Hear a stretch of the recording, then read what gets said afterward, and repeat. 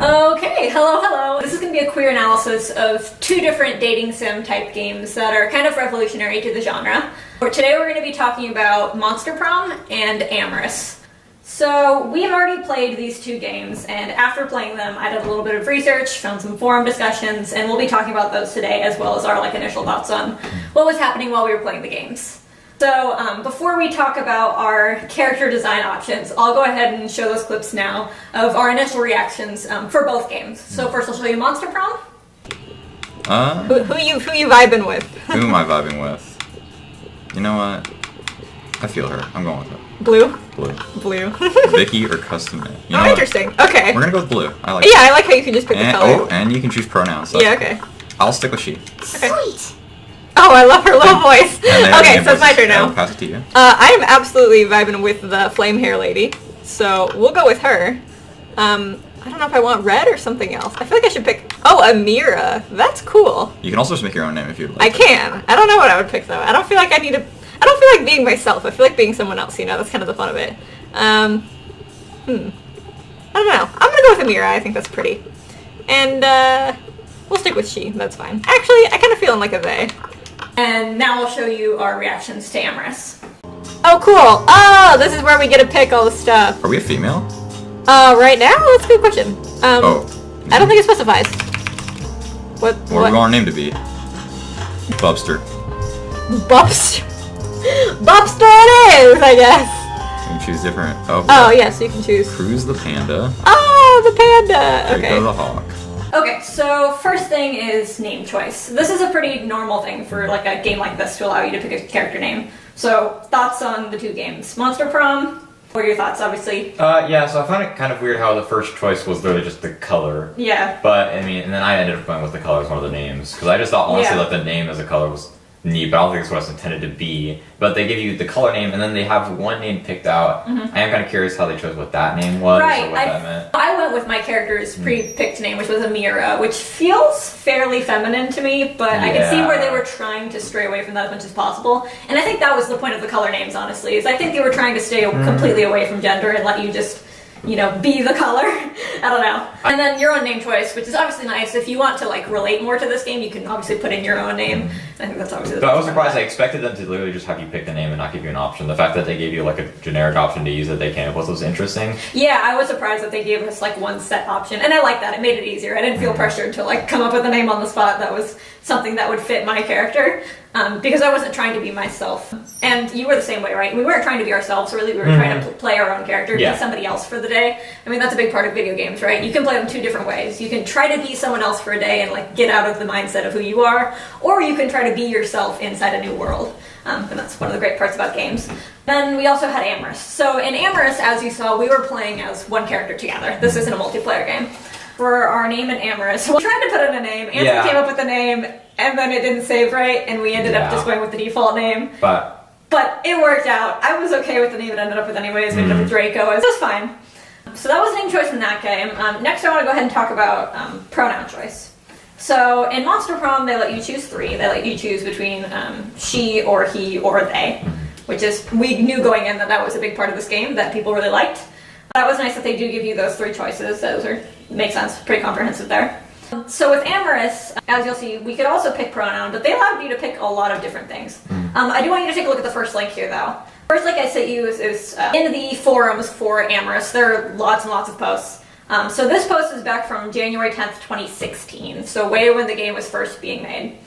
This post talks about how, if you go down to the third paragraph where it says pronouns and how other characters refer to you, this person says, it seems to me they're replacing all instances of he, him, his with she, her, hers, and bro to sis would suffice.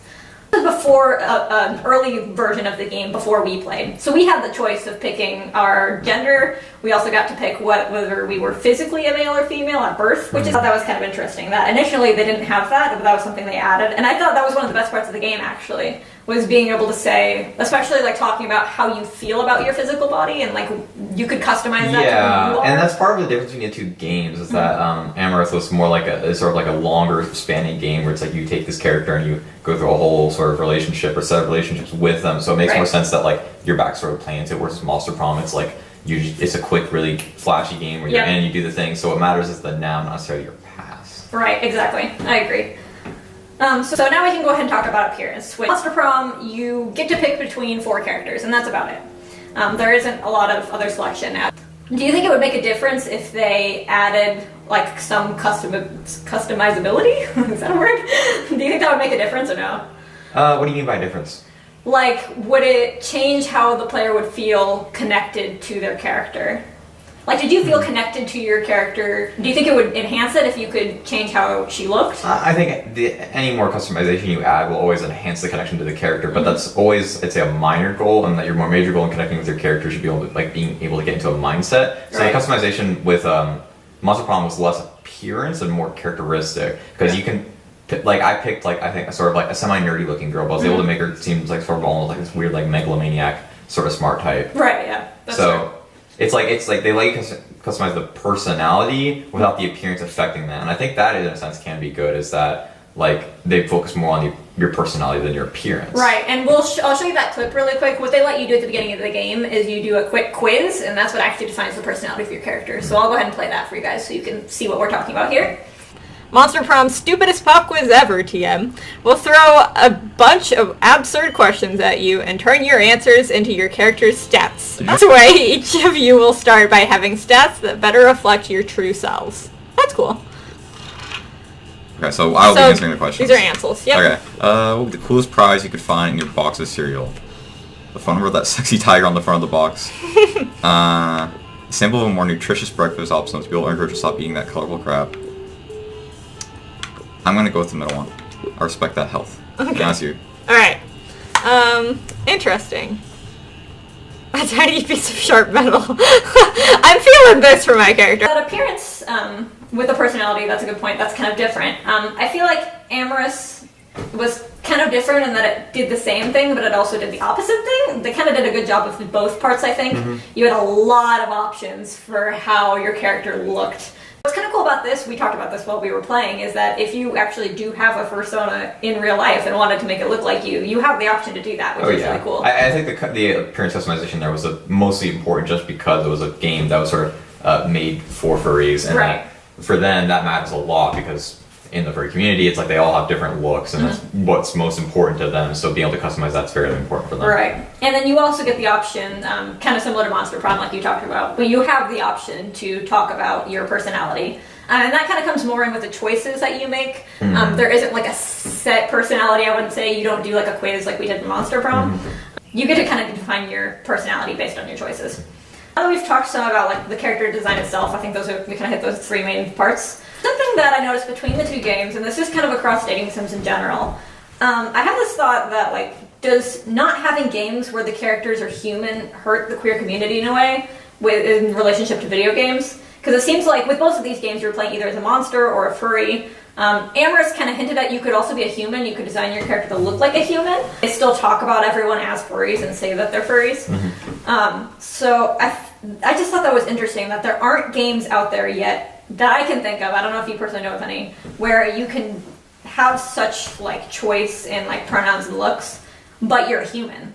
You know, they all happen to be either monsters or animals or something of that sort. A lot of things with dating sims is usually it seems to be it's like a dating sim specifically tailored to a single gender. So you can have dating games where you're only gay, and I think Amorous almost falls into that. Yeah. And then you have dating game, and like Dream Daddy also falls into that game. But then you have quite a few heterosexual ones where you're the male. Correct. And So- yeah, I do find it, I wish there was more representation where you could easily go towards a very heteronormative side, or you could be... And something also is like if you're playing a dating sim where you are the female, usually you're allowed to do both gay relationships and heterosexual relationships, which I find interesting. Whereas, do more, it's like it seems more likely if the character of a dating sim is female, that there's also like a combination of gay and hetero. Right. Whereas with males, it's either full gay or full hetero most You're of right. the time. Yeah, I see what you mean. So now I want to talk about some of the characteristics of other characters within the game.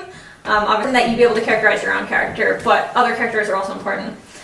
So one thing, I don't know if you noticed this, but at the beginning of Monster Prom, it mentioned each of their ages. I came across this, and the very first sentence in this is, a note about creepy undertones in teenage dating sims. Most of the characters are mysteriously over 20. Also, sometimes good things are problematic, and that's okay. I did find it weird when we were playing the game. I did think, oh, these people are all 19, 20, 21. That doesn't make sense for high school. But I think it's good that she pointed this out, that they were intentionally trying to keep all the characters above age, which is really good. I think that was a good thing for them to do, and when you think about it, it makes sense, and it isn't necessarily weird that they're all above 20. I think they try to keep it kind of slightly like a university feel, but also slightly like a high school feel. And after all, I guess this doesn't take place in the real world, right? They were talking about all different universes and places and fish and all these crazy things. So it doesn't have to be realistic necessarily. But I thought that was nice that they included age. Other characters, as far as looking at their sexual preference, Monster Prom did this a little bit, but not a lot. I know there are endings, based on what I've read, that do have more obvious like sexual like thoughts and more preferences for the characters.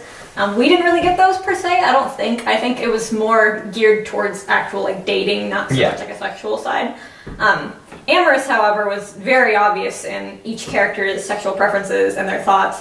A lot of the characters were polyamorous, which makes sense, the game is called Amorous. So a lot of the characters were polyamorous, and really nice. They had some depth in that sense. What I did find actually like surprising in a good way was that like despite all of the like sexual overtones throughout the game, we got to that lion character, for example, and he was like, we tried to get sexual with him, immediately and he rejected us. But I just want you so bad. I'd work on you right here now if you asked me to. I bet you wouldn't even mind by the time I was finished. Let me give you a good time, kitty. Oof. Despite his placid expression, his eyes narrowed. He set his drink down on the table and looked at me for a moment. Kid, if you're that hard up for a you can just go fuck. Before I could object, he'd already headed back into the club. Guess I pushed it too far this time. I didn't like that we went for it immediately. I thought that was really surprising to me because I expected, based off of how the game had been acting and sort of showing itself before, that any character that you tried to flirt with would like be willing to do that. So the fact that he immediately bounced off of us because we were too aggressive on the flirting, I did not expect that, but it was good that this game, even though it had all these sexual overtones, the game was totally willing to allow realistic human interactions. Yeah, that definitely does help a lot.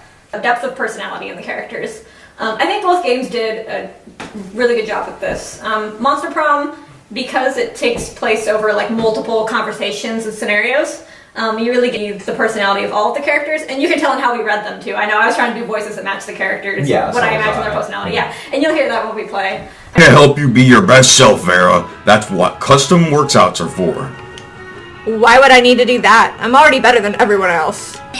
Secret sauce? Secret sauce. What dread mysteries do you conceal? Awesome, bro. Whoa, do you think the secret sauce can talk? Cool. Oh god, I'm glad I don't. Hey, secret sauce, what are you made out of? No, Scott. My question was rhetorical. To match what we thought the personality might be, and you get a fair amount of depth there. I imagine if you get to talk to as many people as you want, and they all get backstories. I noticed with, I think, almost every single one we went up to, you were allowed to ask, like, what are you like? Or you were allowed to jump to, very sexual things if you wanted to. With the first character, Sky, I believe her name was. Yeah, Sky. Yeah, Sky. I think the personality was very obviously there, and then with like the second character, Dustin, it's like it was hard to see, but he actually did have a pretty big personality that mattered and how willing he was to like flirt with you, and that personality didn't come about immediately. You weren't even able to see it really because he was almost hiding it. Probably a little bit of a better job of getting depth to their characters, but that also comes with it being a longer game. So there are trade-offs there. I think both games worked on that in a good way. Area I kind of want to talk about quickly is game controls. So this might seem like a kind of an odd thing to talk about, but this is something we talked about in this nice book right here, which is Video Games Have Always Been Queer by Bonnie Ruberg. In the very first chapter of this book, she talks about, as weird as it seems, she talks about Pong. And one thing she talks about with Pong is how with the old Pong machines, it forced players to stand next to each other when they played, right? The two controls were right next to each other. And how this nearness was kind of almost queer in a way. It forced you to have a relationship with the person next to you. And I thought that Monster Prom also did this in a very interesting way, because with it being a local multiplayer, if you'd like it to be, it can also be online. But the local multiplayer side relies on you passing the controller back and forth. Well, actually, that was a choice we made. There was also the option to have two controllers. 4 players is the max. We're going to do 2 players for this run. Yep, just 2 of us. And we're using one remote. We'll play the full game, just so we can... Only 60 minutes isn't too bad. And we'll just pass the remote back and forth. So Ancil's starting here. Two controllers as well. So you could separate that if you'd like to. You could make there be no connection, or if you want to, you can pass the controller back and forth. And I think that adds To me, I think it almost added to me being interested in your character as well, because it felt like we were playing together while also playing against each other, and I thought that was really cool. So that kind of enhances the connection between the players in a way that's kind of weird and kind of interesting. With Amorous, it was just a single-player game, so I can't really speak too much on it with the mouse or the controller, and that's pretty much it. But I thought that passing of the controller with Monster Prom was something interesting that I thought about after we played. So one thing I wanted to talk about related to both games and towards the end of the games is, should it be about winning or about the experience, right? And how does losing feel? Another thing that Bonnie Ruberg talks about in this book, there's a chapter where she talks about losing and how losing can be seen as queer if, for example, the game wants you to lose or gives you different ways of losing, or you're trying to push against the game and do something it doesn't want you to, for example. And this is something that can happen, I know at least in Monster Prom, because we finished one playthrough of that, it is possible to lose that game. So I'm curious what your thoughts were after losing the game. Oh, yeah. Yuck! Yuck! My sisters told me that I could get diseases if I dated commoners. Stuff like crabs or poverty. I must decline. That sounds like a rad date to me. Let's burn stuff down together till dawn. Yay! Woo! You didn't even try and do him and you get him. I did a couple times. Like once. You spent the whole time with Vera, and then I go for the person I'm in the whole time with, and I get shut down. I was trying to be kind of even towards them both, because I didn't want to make Vera mad. I still like Vera. If I could go with both of them, I would probably go with both of them. Honestly. You could pick either and it would have worked. Vera's also Meanwhile, I'm over here. so. I spent the whole time with one person, and she denies me. Yep. I'm so salty.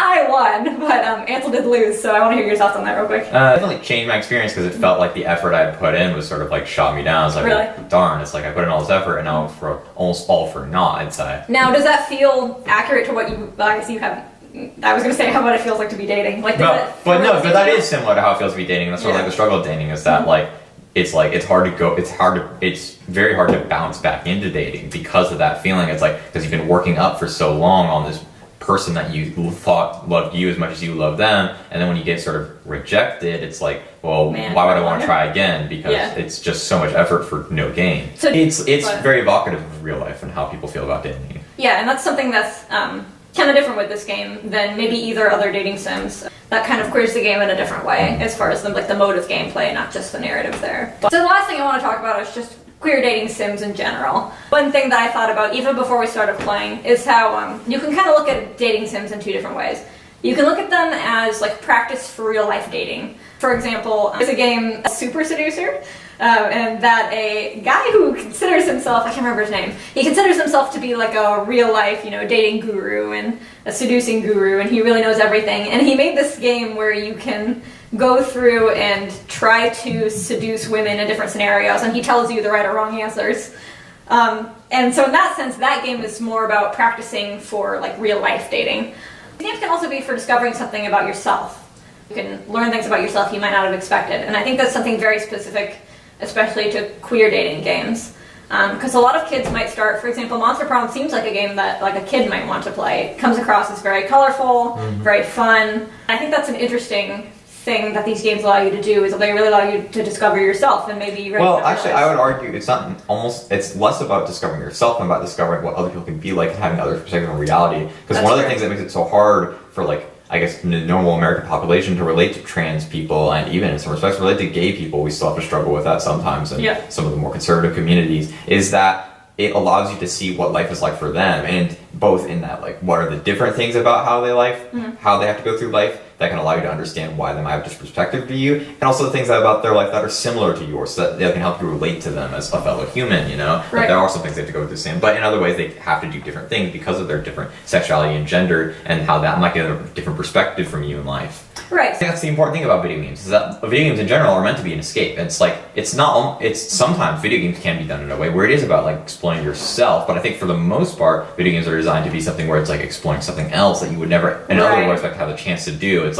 there's no way for me in real life to explore what being gay is like unless I actually became gay, which is not something I have any plans to do because, I'm heterosexual, and there's nothing wrong with being gay, it's just that that's not how I lean, and if I attempted to fake being gay, I wouldn't even get the real experience. So what a game can do for me is I can actually put myself in the mindset of a gay character, because they give me a character and it's okay, I'm going to have this character be gay, and I'm allowed to be in that mindset now without it affecting my real life. And this is a big thing that Ruberg talks about in this book as well. In chapter 2 of this book, she talks about how she put out an article talking about a character that she read in a queer way. She said, maybe this character could be queer, here are the reasons why. And she got so much backlash from people being like, you're ruining this game by giving it this perspective, which is absolutely wrong. Like, in no way should that be ruining the game to see something differently. All it's doing is enhancing her gameplay, or maybe enhancing other people's. By writing this article, other people who are queer might see it and be like, oh wow, I really can relate to this game and I appreciate that.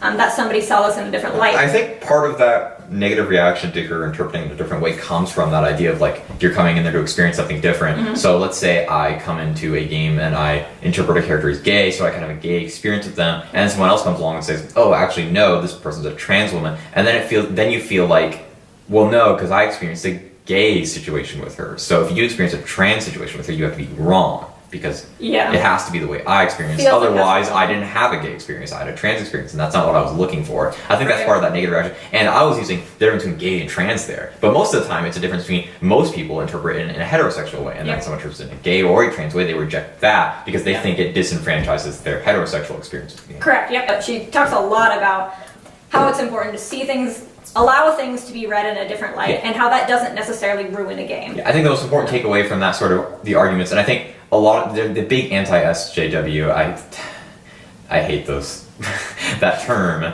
but the big anti-SJW crowd is, I think the most important thing for them to learn is that not necessarily that their perspective is wrong, but that the other perspective isn't wrong. Correct. Or that it doesn't invalidate their own. Right. That's a big thing with that. I think comes with almost all games, and especially with queer games, that I think kind of differentiate them and is definitely important to talk about because, I mean, after all, video games are becoming more and more an important part of like traditional media. They're definitely moving into that very traditional field. And that's definitely something important to talk about as we move forward as a society, but also as media moves with it. Finally, one thing I wanted to mention that I thought was quite an interesting look at this. If you look at that last article I sent you, the title of this article is Monster Prom Majorly Spoofs Dating Sims, and I love it.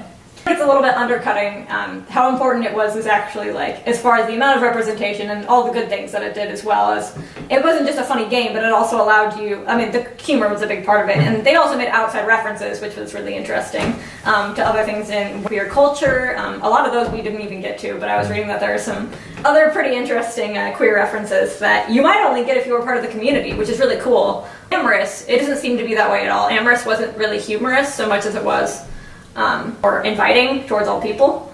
And I thought that was different between the two. One of them focused a little bit more on the comedy and the competitive nature. Amorous, it wasn't so much about competing to get the right person, it was just about experiencing the game. Do you have any final thoughts on the two games? Other possible thoughts about how the games are queer? I have heard about Monster Prom from some of my friends, actually. Okay. And it's like, they recommended it to me purely as just a fun game to play, not even like taking into account for the queerness of it necessarily. And for that sake, I definitely recommend Monster Prom is a great way to introduce more queer ideas to some of your friends who might not be as open to that, because it is in its own right a fun game that you can play with your friends. And for those people, they have the choice to go purely hetero, just play like male trying to get a female, but like while they're doing that, you could be doing female trying to get a female, or male trying to get a male, or anything like that. And or even like, the non-gender binary options there. So it's like, even if they themselves aren't playing into that, it's like near them, it's next to them, and they're still like, absorbing that. You have that option. And almost normalizing it for them. That's the most important part in media, is that sometimes you'll get these complaints about doing like queer things in media where people will say, it's like, well, why did that character have to be gay? It's like, it's not necessarily about why that character had to be gay, it's about the fact that being gay is normal. So that character can be gay or straight and fulfill the same role, but by having him be gay, you make it more normal in real life for people to be gay, because that's just how it should be. You know, you should be able to be whatever you want sexually or based off your gender, and it shouldn't make other people judge you in a specific way. Right, yeah, I think those are two important parts, right? We have normalizing it and also seeing the experience, or having the experience in the case of some games. This one didn't focus too much on that in Monster Prom anyways, but in Amorous it really did focus on that, about the experience of queerness. And having conversations. Well, I'll play in Amorous, the last option that we had with the two characters, where they were interested in a polyamorous relationship and were trying to get us to join them. Draco, eh? Well, I'll go by Zenith. Think we found what we're looking here for, Rose? The kind of person they've been looking for. That sentence ran through my head a few times. I guess being bold does get you somewhere, like Kobe said. The avian in the belly top rose by the sound of it. Eyed me up a few times and nodded. There's a sultry look about him, hands on his hip, appraising me as he gave a little wink. Something about this look was a little off. A smirk, maybe? The way he seemed to try me on for size was more than forward. Interesting conversation to see as a player, because it's really about being put in that role and having that experience. But you could choose not to if you really were uncomfortable with that, or didn't want to see that. But being able to see it in that light was really cool. So that was definitely something different that both games did in kind of a different way. One of them is a little bit, I would say Monster Prom is almost more of a slightly more fun and humorous, more light way, and Amorous is definitely like a pretty heavy, you're going to experience these relationships. You don't have to, we're not going to force you to. It's obviously very important is allowing the choice of what you're going to experience here, but they really are trying to push you into, like, maybe push is the wrong word, but they're trying to allow you to experience something in a more clear way, and that's important going forward with games, to allow those kind of choices. So I thought that was what was different about that game. Any other thoughts? Or I think that was about it. That's all I had about Monster Prom. Was mostly the one thing I we'll wanted go with friend recommendation. Yep. Okay, well, thank you guys for listening to our conversation. I'm going to include the links to below, and then you'll see these games. Like I said, they're both available on Steam. I'll also link those below, so you can go and check them out and support the developers and everything. And that's about it. So thank you guys for tuning in. If you have any other thoughts, you can leave them in the comments below. And I will talk to you later. We're done.